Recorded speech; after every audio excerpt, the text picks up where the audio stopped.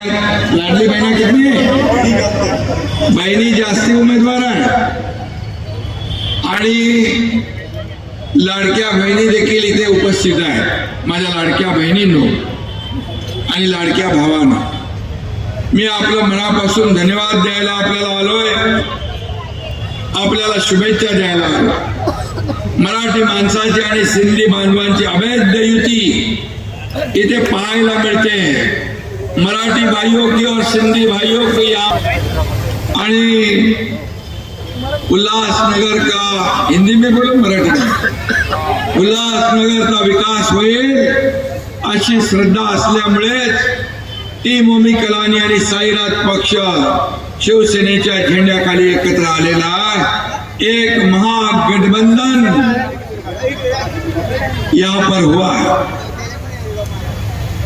और पते की बात बताना चाहता हूँ, मैं पते की बात कहता हूँ. 100 बातों की सिर्फ एक ही बात है. उल्लासनगर में उल्लासनगर की जनता भी हमारे साथ है.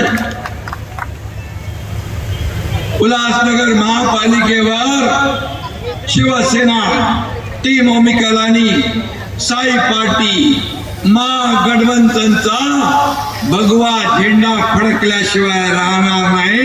ही काळ्या दगडावरती भगवी रेगा. उल्हासनगरच्या आर्थिक विकासात सिंधी बांधवांचा, मराठी बांधवांचा मोठा सिंहाचा वाटा. सिंधी समाज व्यापारी आहे, व्यापाऱ्याची चांगली जाण त्याला आहे आणि निर्वासित म्हणून आलेला सिंधी बांधवांनी उल्हासनगरचा लौकिक वाढवला.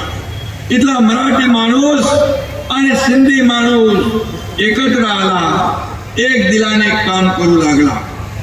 अभी पहले मेरे किसने कहा था यहाँ पर, भाई साहब मनोज भाई ने कहा था कि इतने साल शिवसेना और कलानी परिवार एक साथ नहीं आए. लेकिन मैं ये कहूंगा, हमारा मुद्दा, हमारा एजेंडा है डेवलपमेंट. डेवलपमेंट, ये उल्लासनगर का डेवलपमेंट करना चाहते हैं, विकास करना चाहते हैं.